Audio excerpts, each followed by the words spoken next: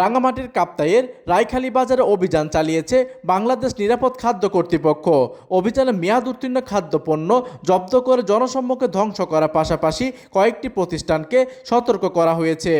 বৃহস্পতিবার সকালে কাপ্তাই উপজেলা স্যানিটারি ইন্সপেক্টর ও নিরাপদ খাদ্য পরিদর্শক মোহাম্মদ তোফাইল আহমেদের নেতৃত্বে এই অভিযান পরিচালিত হয়।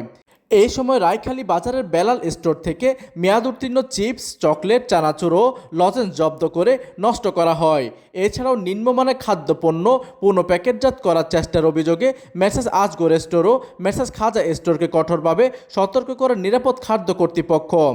এদিকে নিরাপদ খাদ্য পরিদর্শক জানান, ভোক্তাদের স্বাস্থ্য সুরক্ষায় বাজার মনিটরিংয়ের এই ধারাবাহিকতা বজায় থাকবে। একই সাথে কেনাকাটার সময় পণ্যর মেয়াদ ও মান যাচাই করে নেওয়ার জন্য ক্রেতাদের প্রতি তিনি আহ্বান জানান। প্রতিনিধি ঝুলন দত্তের তথ্য ও পাঠানো চিত্রে ডেস্ক নিউজ, দিগন্তের বার্তা 24, কাপ্তাই।